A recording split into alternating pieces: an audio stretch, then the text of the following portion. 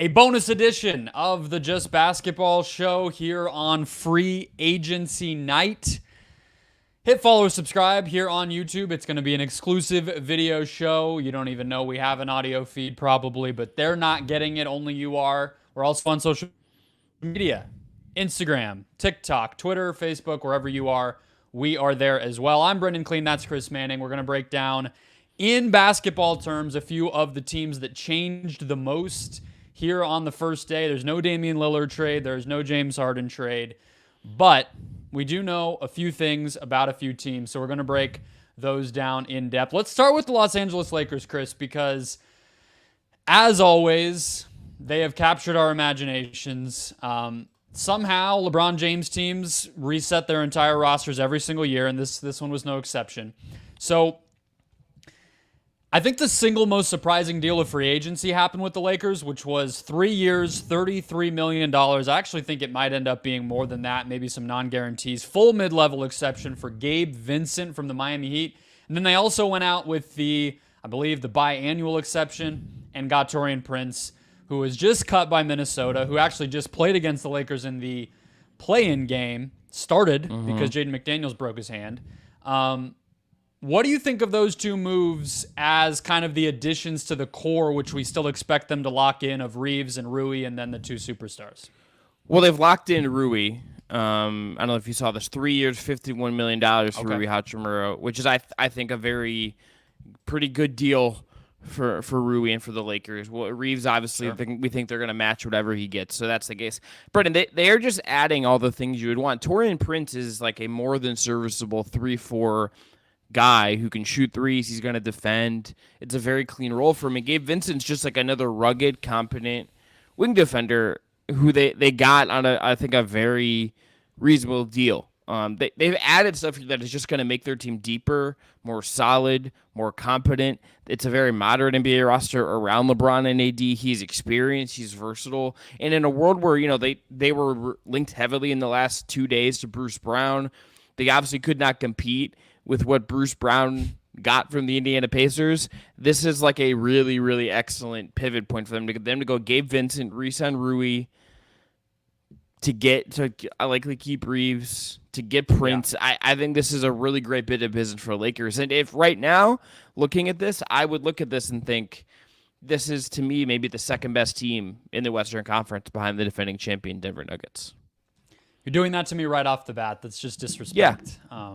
It's fine. We're not going to talk about the Suns because their additions are, I don't want to say meaningless, but they're going to go as far as those teams take them. But I think that actually speaks to exactly what I was kind of getting at the top with the Lakers, which is that by really what they did at the deadline, resetting some of their salaries, we thought they might be a trade team with the Bamba and the Beasley contracts, but they end up getting rid of those in order to free up the mid-level. I'm not sure what they were really getting in a trade, and if you just tell me Vincent and Prince or the hypothetical of a trade with those two salaries, I kind of like what they did here, and the way you put it I think is solid, because somebody tweeted that Vincent is a perfect player for somebody that has other initiators, right? You don't want him to be like your pounded into the ground point guard. He's not Chris Paul, but like for a team where LeBron can run offense, where Reeves can run offense, where Davis can isolate, and Rui can handle the ball, and they're kind of probably going to add some more talent on top of that, Vincent is perfect. He can make spot-up threes. Even when his shot was cold at times throughout the years, he's always been a good spot-up three-point shooter. It's just the pull-ups that have fluctuated. And his size and everything else, it's like, well, if you're telling me he's just a shooter and kind of a point-of-attack defender, I think that fits the team better than D'Angelo Russell. On the same side, with Taurean Prince, it's like all he really has to be is better than Lonnie Walker and Troy Brown Jr., right? And I think he is. So they upgraded two positions and they kept their best players. I mean, they lost Schroeder, but oh well. Like, I think this is a team that they just made the conference finals and they're probably better. And they kept Vanderbilt. Yeah, look, the question I think here with the Lakers is really just how healthy is LeBron? What's up with the foot? Has he seen the LeBron of feet this summer, and has he gotten like a clean bill of health? We have no idea really what's up with LeBron's foot and what that means for their season. That's kind of the big thing here. But if we're talking about what we can understand They got Gabe Vincent, who's 26 and came off a really good playoff run. He just turned 27 on June 14th. He is Flag Day birthday for Gabe Vincent. They get Taurean Prince, who's like a little bit older, but still very much like a serviceable age range. Reeves is younger and ascending. Rui, you would think to some degree, is ascending still, even if I think the upside's a little bit less. Like, everything is like very smart on the right age curve. They didn't have to go get veteran minimum 35-year-old ring chasing guys. They didn't have to load up on those guys. They got guys that are actually competent for them and either are going to pretty much be what they are, and you can count on that, or they're still going to be ascending in the case of their two internal guys. And that's without whatever happens with D'Lo, whatever happens with some of the other moves. I'm sure they might get a ring-chasing veteran type to kind of round out the roster, but it'll probably be one of the better options in that case, right? So I think they've nailed this. I think, again, it comes back to LeBron for me and what he's going to be able to give you. He's still going to be the engine of this team. But like Gabe Vincent and what they have here as like a compliment to Reeves and Rui, and all of this just makes so much sense. Really good job by Rob Pelinka to get some of this done. Yeah, they're probably going to be a better shooting team. That was kind of the one knock. I mean, obviously they were trying to figure out the Vanderbilt thing, and they have the problem where like Reeves was simultaneously one of their better shooters and one of their better ball handlers, so you can't have him do both things. So I would think Vincent helps you solve that a little bit too. I think he's just a little more consistent than Russell as a shooter, decision-making, lower role guy. He just slides into that better. What do you think of Cam Reddish? Is there any I have one more question for you on the Lakers, but are you buying that there's any hype here, or is this just the clutch team doing their thing? Well, Harrison Fagan, who runs the SB Nation NBA like sites, and he's kind of, I think, interim running Silver Screen role right now. I should know that as someone who does SB Nation stuff, but like I just forget. Okay. Like, a lot going on in my brain. Cam Reddish, to me, is worth a flyer, but he's very much in this clutch / Lakers like prestige zone, where it's like he's a former top 10 pick. He has been around. Like, it seems like every year we hear GMs are like, "Oh, we believe we're the team that could get him." It's going to be 2050, and Cam Reddish is going to be, the guy who the NBA GM's like, I think our team can be the one that finally helps him figure it out. And it's like, okay, maybe he's just not that good.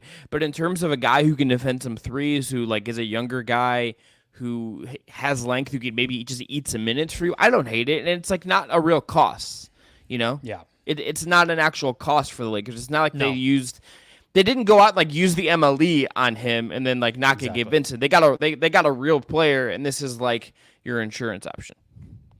Yeah, I think that's exactly how I feel. I mean, like Brown and Walker last year, those guys were pricey. I mean, the money wasn't. It doesn't matter that they spent it there, but even Reddish is like another level cheaper, right? So what's really the problem? The question I have, and you brought up the mid-level and how they could have used it. They obviously get Vincent. It seems like the cap sheet I'm looking at from the Hoops Hype guy, Yossi Gosselin, he says not full mid-level for Vincent. So I don't know what they have up their sleeve. It's kind of weird. But if I had told you we don't know what Brook Lopez is going to get unless a deal came down that I also missed, but I don't think he's signed anywhere. If I tell you that they could have gotten him on the mid-level and retained D'Angelo Russell, still get Prince, but does that iteration help you? Because you talked about LeBron's health, and AD's health is no sure thing either. I do look at this roster, and I'm like, I feel good about the guards and wings. They do need centers to insulate AD, even if just in the regular season as a backup or a spot starter or whatever, and I don't know who that is right now. So Lopez would have at least solved that, spaced the floor for them. He's older. Does that version or this version appeal to you more? I think this version. I think they can probably go get a center at a certain number and get it. I also don't think Brook realistically is going to go for the MLE. Like it's just the world that we see like with Brook. It's the Bucks, or he gets a ton of money from the Houston Rockets, who are like they're like the Saudi Pro League of the NBA is what they've turned into with like this Fred VanVleet contract. Like that's what the Tillman Fertitta is. Well, no, they're the Qatar. Like there's some differences here, but like he's either gonna get a ton of money or he's not. And like, look, you look at centers, like I don't know, look at maybe Plumlee is ring chasing and he takes like the minimum for you for a year. Like you can probably figure that out and just get someone to eat some minutes for you if you really need to, and you'll be all right. Yeah, center is a more replaceable position. I do just hope that they prioritize that because, they are one injury to those star players. That's always true, but, they don't want to get into that spot. And they figured it out down the stretch, but they were not exactly a deep team. They kind of just made do, and those guys played through injuries and everything else. You talked about the mid-level Bruce Brown option. So let's pivot to the Pacers. We don't know what else they're going to do. They didn't have to. They got rid of Chris Duarte, who was a former first-round pick of theirs that they had been shopping since the last deadline. He didn't play a lot. It doesn't seem like Rick Carlisle super loved him. But they get Bruce Brown on a $20 million plus deal. Just outbid everybody, said F you to Kuzma and whatever. Got this guy in the building. I just think the place that I start with this is the strength of this team was already that they were awesome in transition with Tyrese Halliburton and their youth. And Bruce Brown just fits that perfectly. And I think the idea of having more ball handling on that team, a veteran player who's not so young, and somebody who can defend wings for them, like they kind of just checked multiple boxes that also still fits. Like I just think it's a pretty perfect move. And what else are they going to spend the money on? I also just want to first say, we'll clap. Bruce Brown, congratulations. You got so much money, and I love that for Bruce Brown. Yeah. That is a lot more money than I kind of expected him to get. I thought he might get more than the mid-level. It seemed like that's where we were headed. But this is like my guy. Like, this is amazing. And he'll be 28 or 20. Well, yeah, 20. He'll be 28 when he hits free agency again. Like, he could maybe go get another payday in 2 years with 2 good years in Indiana, or go back to, like, chasing championships like the MLE in 2 years. Like, this is like a really good short-term deal for Bruce Brown. I think it's a great basketball fit. They didn't go get a scorer or a name brand or something crazy. Like, they got a guy who's defensive, who's going to fit the culture, who's going to fit really well, I think, with Halliburton, who's going to move the ball, who's, I think, going to have some credence in the locker room, considering he just won an NBA championship. Like, I think this is the kind of move that really fits a team on the upswing. They have the money. Like, they have the room to spend it. You might as well spend it on someone who's going to be additive and not come in and dictate certain things, or is kind of a risk. Like, you know exactly what Bruce Brown is. And even if he, maybe plays the ball a little bit more in his hands here, considering the price tag, considering just what they might need out of him, this is just a great fit for Indiana. I think the price obviously is a little bit of a sticker shock, just because it's $45 million for a guy last year who talked about how he didn't have a market and whatever. Like, right? Like, we're a year removed from that summer for Bruce Brown. But this is, like, I think, a really additive basketball fit for the Pacers that I really love. And I'm excited to just kind of see how they utilize him, what kind of lineups work with him. Like, I mean, Halliburton, Brown, and, like, Mathurin, sign me up. That sounds like it absolutely whips 1 through 3 with Turner at the 5, and you figure out the 4 a little bit. Like, this is a roster that I really like a lot of the structure of what we have going on here.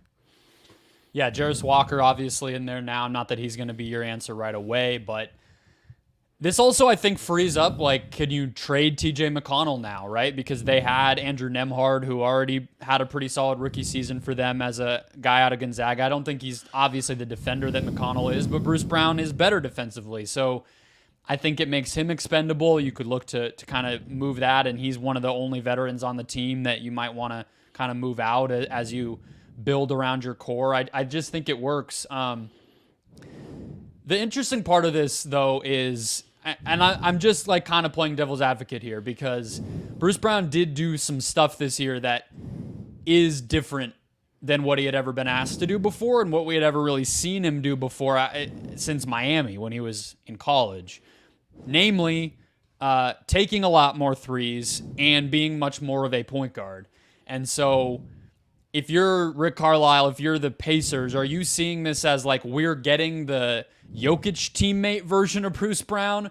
Or are you thinking like there is some regression here and we need to just sort of figure out how he fits? Because I honestly do kind of like the idea of like him screening for Halliburton and doing some of the stuff he was doing with Kyrie and KD. I don't hate that either. Which Bruce Brown are the Pacers wanting here, do you think? That's a good question. I think with the price tag and with their roster, I think you want someone who's probably going to try to expand themselves beyond what he was in Denver. I don't think anyone, even Bruce Brown, would tell you that like what Bruce Brown was in Denver is like a $22.5 million a year player. It's a $45 million player over 2 years, right? I think you're looking for something that's going to showcase things we totally haven't seen with him yet and give him a chance to maybe make some more mistakes or get a chance to get some reps in different things he hasn't done in a while or hasn't done very much in the NBA. I also just think if you're any team signing Bruce Brown, the context of his last, not even just Denver with Jokic, but look where he was in Brooklyn before that. Before he leaves Denver, it's with KD and that super team. It's just going to be a different setup for him. So I think just based on the structure of the roster, like it's going to look different. Brendan, we are both big Tyrese Halliburton people. Like we think he's going to be awesome, and he is awesome, and like would believe in the ascendancy of Tyrese Halliburton. But he's not KD. He's not Jokic. Like he's not at that level of dictate your whole team yet. This isn't a championship team yet. But he's someone that I think if you give, so I think this has to be give Bruce Brown more to do, give him a chance to kind of flourish in different ways. Yeah, the two things I like the most about Brown on this team, he's the highest paid player on this team now, which is weird. But when you just think like they were starting Buddy Hield at the 3 a lot, and we talked about McConnell, and he's a point guard just because he can handle the ball, but not really a pick and roll creator in terms of shots for his teammates, not really somebody who's going to get downhill. He wants to get to his mid-range pull-up and kind of just go to work there. So I like Bruce Brown as a rim pressure guy. He had a career best year shooting at the rim last season, and I like him as a wing defender. Like if you're able to put out Halliburton, Mathurin, Brown, again, like you said, not sure who their 4 is going to be. Maybe Jalen Smith. Maybe they still have another move up their sleeve. And then Miles Turner. You kind of then have like a much more balanced team with defense on the perimeter and inside and multiple ball handlers, shooting, everything else. So it just kind of slots their team into a thing that makes a little more sense because they really needed perimeter defense and rim pressure. Because Halliburton doesn't do that. That's kind of the one missing element. He does not really drive to the basket, finish through contact, get to the free throw. Like he's not that type of player. So Brown is a really nice balance, I think. I agree. And I just think, again, this is the kind of thing you do when you're trying to level up your team in some way, when you're trying to add something to your team. And it's like, Brendan, I don't think this team is maybe even like a lock for top 6. That's getting a little bit ahead of ourselves with where the East is going. But if you look at where we're at now, agreed. Cleveland and Milwaukee and the Knicks and the Bucks and the Heat and all these teams that are good in the East, it's going to be like really annoying to play in Indiana and when the Pacers come on your home court. It's going to be really annoying. Like they're going to be really well coached with Carlisle. They have Halliburton. They have Turner. They have Bruce Brown. They've Hield as a sharpshooter. Like this roster has a lot that's going to be really annoying for teams next year. And this is, I think, a really nice compliment for Halliburton. And that's probably the vein of how we should be looking at every decision they make at the current moment. And you mentioned the overpay, but it's a team option on the second year. Zach Lowe kind of clarified that. And so they can get out of it if Brown just regresses and doesn't look the same when he's not playing with superstars. And it'll just be no harm, no foul. But I think as a flyer with the money that they had to spend, and the big thing, and not to get into a CBA rabbit hole, but teams aren't really allowed to not hit the floor anymore. That's one of the big things, that a lot of teams would go into the season not at the salary floor in the past, and then just try to hit it by the end, take on a bad contract at the trade deadline, or give a bunch of last-second contracts out and whatnot, renegotiate and extend like these guys did with Miles Turner. That's not allowed anymore. You have to hit the floor by day 1 of the season, so you have to spend your money, and I think there's a lot of worse ways they could have done it. Let's go to the Rockets, who signed Fred VanVleet. Just want to clap for Fred VanVleet, who got so much money, who had the tweet that everyone's putting out that bet on yourself, proven right in this case. He has made so much money, 3-year deal for the max salary that he could get. I think universally, Brendan, everyone looks at that as something of an overpay, but everyone's also just like, good job, Fred VanVleet, get that bag. Absolutely. I mean, to me, I can't help but notice the similarities between what James Harden was unable to do using the Rockets as a negotiating tool, and what Fred VanVleet was able to do. Who would you rather have right now at this salary? Fred. For the Rockets, Fred. Yeah. Think about what Fred embodies. Fred embodies work and hustle and grind and throwing yourself on the line and being a professional and showing up every day and being accountable. How many of those things that I just said, Brendan, would you think apply to James Harden when he comes back to Houston and would be making a ton of money? How many of those are actually applying to James Harden, who's a better basketball player? But if you're Ime Udoka and you're this organization who has all these young guys, who has a Thompson to it, Jalen Green, Alperen Sengun, Jabari Smith, Fred makes way more sense for them at that. Even with that price, you got to spend it. I look, it's an overpay. I love it from a culture standpoint and for making the Rockets better and getting. If Fred Fred has to be willing to do some of that stuff, but everything about him to me strikes me as a guy that's going to be really impactful on those young guys and give them an adult in the room, so to speak, to kind of be an extension of Udoka on the floor. And he's just a perfect, it's almost like what he is off the court translates to exactly what he is on the court, because obviously you don't use the same descriptions, but he is perfectly malleable, very, very complimentary, and just able to, not even season to season, but like game to game, he could have a game where he's 35% usage doing everything because everybody, as far as the young guys, are just playing like crap and they just need to be organized. Mm-hmm. And if Jalen Green or Amen Thompson has it going, he'll spot up in the corner, you know what I mean? And walk the ball up, toss it to Sengun and go space. Like, I think that's what's interesting. He can defend the point of attack, which is something that they need as they want to just kind of become more respectable. And I mentioned Sengun, like the two-man game between those two is going to be very fun. And there's going to be a lot of chaos on this team. But I know when I turn on Rockets Summer League games, those two guys just dribble handoffing into eternity is going to be beautiful basketball. Honestly, I'm kind of joking, but like even just having that to kind of fall back on as real NBA offense that you can generate a good shot with, they need that. They can't just keep handing the ball to these tweener wings and just say shoot 30 times and we'll see what happens. Well, they also just need an actual structure. They just need, in the worst way, a real structure of how things are going to work for them, how things are going to happen for them. That is what Fred is going to provide you to some degree.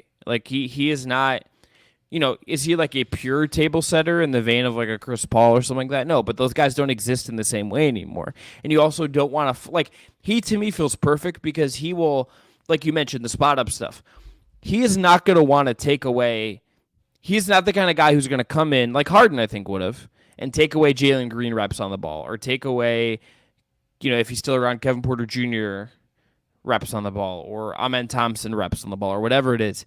He's gonna be able to do other stuff and be beneficial to the team by doing other stuff. That is not going to be the case. That wouldn't have really been the case with Harden. That just wasn't going to work. Structurally, VanVleet kind of just slides in, and look, he will be. I would imagine, Brendan, he will come in and probably be, from what we know about him, I think he'll probably come in and try to and be assertive in that locker room, which I think they need. I think, if anything, I don't think Houston's going to be good next year, but I think this gives them a chance to just look like an actual NBA team, when last year I didn't, and watching them, I didn't always think they looked like a real NBA team. No, they did not. It was just the Kevin Porter Jalen Green show, and if they made shots, maybe they'll win. That was kind of the team. So, yeah, last thought on this one. I just hope Ime Udoka can play Fred a sweet 32 minutes per game, 30 minutes per game. Just save the man, because his last 3 seasons with Nick Nurse just running him into the ground, 37, 38, 37 minutes per game. That is 2005 types of numbers in the minutes category for our man Fred. So just let him make his money, have it easy, and go through it. I mean, he's only 28, but look, also no state income tax for him after being in Canada, where you pay higher taxes. Good for him.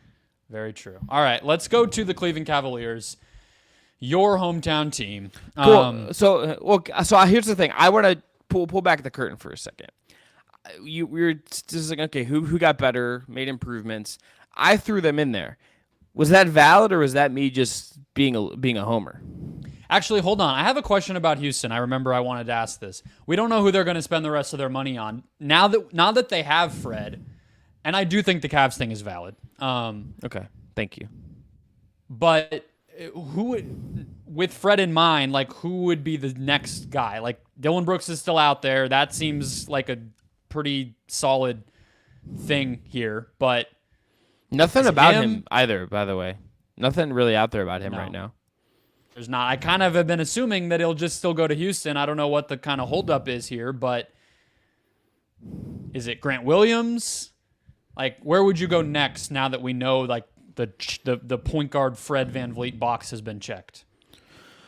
I think Brooks. I mean, I think you have Jabari and whatnot. So I don't know if you want to like be the team that throws a bunch of money at Grant. Maybe from a Udoka standpoint, you might want that, but I could see like maybe that not being the best use of your resources if you're maybe stunting Jabari in some ways. I don't love the Brook thing either, even if I kind of get it. Yeah, because I would rather just like let Sengun cook.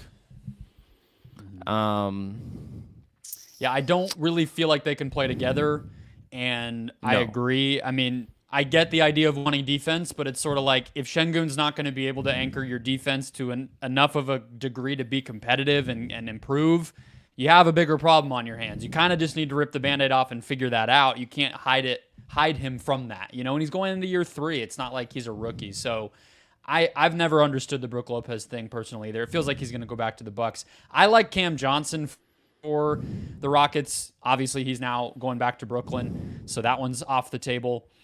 Chris Middleton, I guess in theory is still. No, he went back on 3 years, $102 million. That got done. So maybe it is just Dylan Brooks. At the end of the day, Harrison Barnes was on the table. He went back. So we'll see. Grant Williams would not be terrible. Again, you kind of just have to spend your money, and he has the familiarity with Udoka. I want Grant out of Boston because they didn't seem like they wanted to play him anymore. He should just take wherever the biggest contract is. We'll see what happens. Cavs.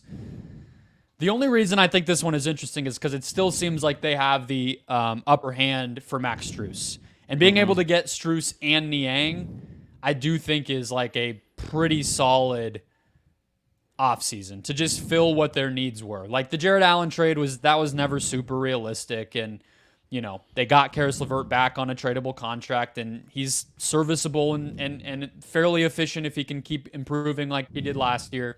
Not a huge thing. But if they can get Strus to start at the 3 for them and Niang to be a spacer off the bench, I just think it's fixing their biggest area of need like twofold with 2 different options. Like that's all you can really ask a team to do considering they didn't really have a lot of resources. Yeah, look, I think Niang is just like a solid, competent shooter who's going to let them fly. They need guys who let them fly. Like, I think he's a direct improvement on Dean Wade, who I think does some other stuff that I really like, but had a real hesitancy to shoot at times and didn't always let them fly in a certain way. And they don't have Kevin Love anymore, who actually is going back to Heat on a 2-year deal. Good for Kevin Love. Congratulations to you for getting to live in Miami and getting a player option in year 2, which kind of surprised that happened. I think you just look at what they've kind of set up for themselves, especially if they get Strus. They just have improved the roster. You know, the LeVert thing isn't too long of a deal. I think you could still absolutely trade that. And I think that's part of the reason why I like that it's 2 years. That, like, if you offer it to another team, one feels burdensome to them to have LeVert for that number for 16 for 2 years. That's not a crazy number to kind of flip out. And it's good for matching purposes. And if they get Strus, they're going to, like, get rid of Jetty Osman. And they're going to get a guy who I understand didn't play well in the finals, but like is going to be solid enough on defense, can shoot it, and is poised. And like, yes, he's a role player, but this is just like a more than competent NBA player than they had. Like, this is just improvement. And Niang is an improvement on what they had. And he has chemistry with Donovan Mitchell. And I think he's going to get a lot of clean looks off of Mitchell and Garland stuff. I think the moves they made are small. There's nothing crazy here, but I think they all make sense and make them a little bit better. Yeah, I mean, they were middle of the pack in both three-point frequency and accuracy, so it just was an obvious area of need. They cobbled together a good offense because of their star guards pretty much, but, you know, supplementing those guys, making life easier on those guys, giving yourself more options in a half-court possession than just kind of, hey, can you bail us out, or can we get an offensive rebound or whatever it is. Always good. I think Strus at the mid-level, if that's what it ends up being, which if it's Cleveland, it will be, no issues. When we were talking about him to the Pacers at one point for, close to what Bruce Brown got, I was getting a little scared. I also just don't think that's what Indiana needed. So this feels a lot better to me. They have the biannual exception open, Chris. Is that going to be a big man, do you think? I think that's a very possible route. I think if maybe they'll call Plumlee, Thomas Bryant. I'm curious to see what they target there because I think it's probably clear. It's kind of clear that they need an improvement on Robin Lopez, but it's probably not worth spending tons of money on. I don't think you're gonna go throw all the money in the world at some of those guys. So I'm kind of curious to see who they maybe end up with in that case. Dwight Powell. I don't know what hit Dwight Powell's market's kind of he's not the defensive one. I have one for kind you. of curious. Hit me. We don't know what the Sixers are doing. We're not going to talk about any of that on this show because we'll have more podcasts to come. But why not throw the full biannual as an offer sheet to Paul Reed? Yeah, I love that. Love it. Or Jackson Hayes. I know there's baggage. Just as a player, worth a look as well. Those two guys have kind of been on my eye as young flyers who are just athletic and for 10 minutes, 15 minutes a game could work. I would obviously prefer Reed. I don't know if the Sixers would give him up. If they're keeping their team together and still trying to compete, I think they just match that. But if things get a little hectic in Philadelphia, maybe you can just kind of exploit that a little bit. But we'll see. I also think they just need a point of attack defender who's able to play. Jetty Osman was guarding Jalen Brunson last time we watched that team. Well, and Okoro's up for that, but he doesn't shoot well enough for teams to respect him, even if the percentages are now better. But they didn't respect him, and doesn't seem like the coach wants him to play basketball for them. So yeah, I'm curious to see if he gets smoothed as well. I'm kind of curious to see I think there's just some other transition in and out a little bit, and if they throw, I think if they kind of complete some stuff, I wonder where TJ Warren ends up. I think that's worth the flyer on the minimum. There's some different ways you could go with this, and I'm kind Torrey of Craig might be available. Suns didn't keep him, so that's a good one. Cavs could absolutely use Torrey Craig. Absolutely one of those things where a team for other situations, there's guys that would look. Max Strus is not going to be the world's best possible starting small forward, but he's an improvement of what they had and fits what they need, and sometimes that's successful enough for a team. If you told me that the Cavs added Niang, Strus, and another playable wing and a big, great. I'm not saying they're going to get all 4 of those, but they have the potential to. All right, let's close out with some negative. We're trying to be positive here, but the Toronto Raptors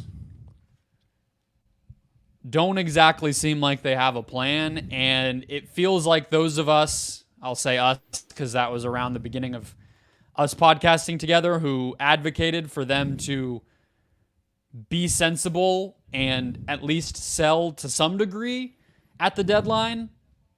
Major W for all of us because they bought and they got Pirtle, and then they kind of ended up getting forced to re-sign him at $20 million a year, 4 years, $80 million, and simultaneously lost Fred VanVleet, who had them up against it because he had a player option. He can do whatever he wants. And then they also seem like they're going to extend Gary Trent Jr. So it's they're simultaneously still in denial, but also just losing talent like Fred VanVleet.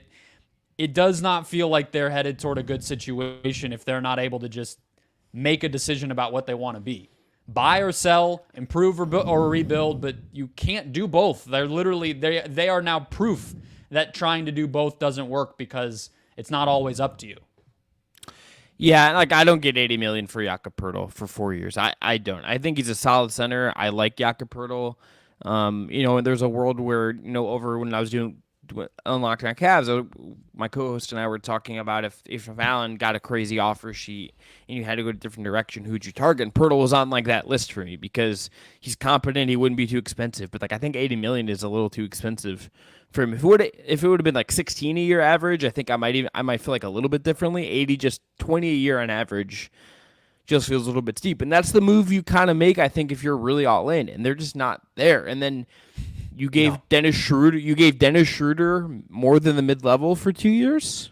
Well, that was just desperation. At that point, it's like they just didn't have a point guard anymore. But that was foreseeable, right? Yeah, but it's like that's like that you put yourself in that situation with you didn't handle the trade deadline well, as you said. The rest of the point guard market went by, and you decided you had to spend a premium figure relatively to just like get someone in when you maybe there's a trade to make. Maybe you didn't need to rush into doing that. That just feels like an overpay for a team that is going to try to be something that it might be forcing the issue a little bit. And I understand they have Siakam. I understand Scotty's in year 3. They're going to, it seems like they might extend Gary Trent Jr. They still have OG for now. Like, they have a lot of good players, but you hire this player development coach, kind of focus coach. And this is like kind of you're not really banking on that. Maybe you could have I'm not saying that it would have been clean, but you could have found a way to not give Schroeder that money or waited a day, and maybe you could have got him for less. I don't know if there was another market out there that was demanding to give Dennis Schroeder $13 million a year. It doesn't seem like it was there, in all honesty. And this feels very ballsy to me, Brendan. This feels kind of ballsy. Yeah, I mean, it is. It's similar to a lot of these teams. The Wizards a month ago, right? Or whatever example you wanna give out. It is where they're headed. And the weirdest thing about it to me, more than anything, I think they might actually eventually trade Anunoby. It just feels like he might force the issue more so than anything. If he just makes it very clear, I'm not gonna be signing here when my contract expires, then that might do it for them to actually, get their shit together and make a deal. But the weirder part to me is the kind of like overcommitment to Pascal Siakam. Mm-hmm. Like the insider people that feed us this information are like, oh yeah, they're for sure going to be signing him either to an extension right now or at some point next summer when he's a free agent to a new contract, and they see him as like the focal point. It's like he just isn't. I mean, he's already 30 or close to it, and if he was going to be that player, that would have happened already. He overlaps with a lot of the skills and spots on the floor that their young kind of core piece in Scotty Barnes occupies. I get being faithful to a centerpiece player who won a championship with you, developmental success, late first round pick. I get all the reasons, but at a certain point, if what that guy wants is money, and it doesn't make sense for you to be the one to give it to him, you just have to cut bait, and especially when you can get stuff back for it. So it's a bizarre position. And then like the Gary Trent Jr., I know it's not that important, but like that's the last thing that a resetting team needs is like a volume scoring wing. Mm-hmm. It's just it's really weird. And they hired a developmental coach, and now they're getting all these vets back in place. It really doesn't make a lot of sense to me. The other last bit of thing that isn't related to the Raptors, I don't know if you saw this, Brendan, but I've gotten like 5 texts about a signing, and it's kind of a random one that I feel like is going to be in the Coachella Jersey Hall of Fame. Okay. You ready for it? Is it Derrick Rose to the Grizzlies? It is Derrick Rose to the Memphis Grizzlies, which just feels like very weird. It just feels very weird to me. I don't know. I guess they lost Tyus Jones, so they maybe Dennis Schroeder was their plan B, and then Toronto stole him. I don't know, but more power to him. A defensive team signing 40-year-old Derrick Rose does not feel like what I would do, but salute to Derrick Rose getting his money yet again. All these years after we thought his career is over, he's still getting guaranteed contracts. He Fast Break Breakfast, the I think it's part of their media network, tweeted, Derrick Rose has played 53 games total in the last 2 seasons, so he should be, in all caps, fresh. I think that's a great note to end on. I don't have thoughts on that signing that I want to share publicly on YouTube. So. Okay, we'll talk about that after that. But now I want to give me a prediction for a day 2. Give me a prediction for something that gets done on day 2. I want it to be an Austin Reeves offer sheet, but no one has the space to do that.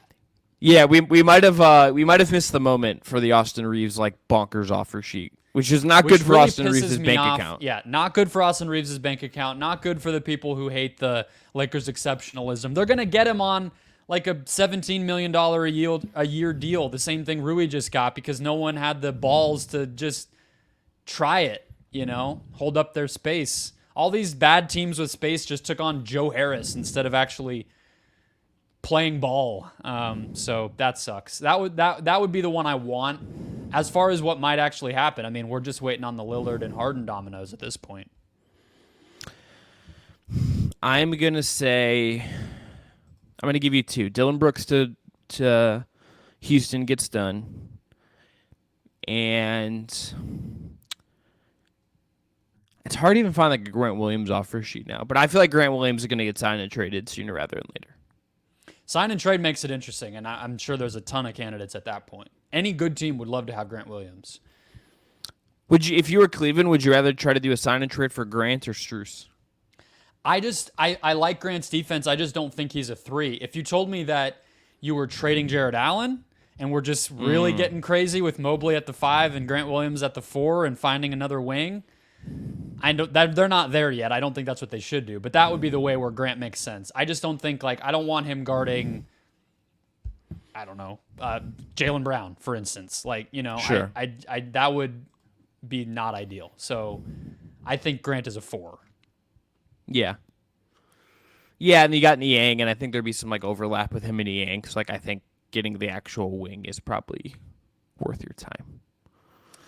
Curious to see where he ends up. Should be interesting. I think trades will be the thing that come over the weekend. Sign and trade stuff, and then obviously the big ones, and then the fallout. I thought we would get a little bit of a freeze after the Harden thing with Lillard already there, but I guess all these players who signed weren't going to be involved with those teams anyway.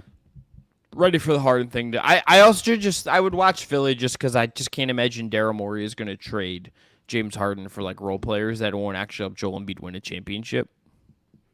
Something weird.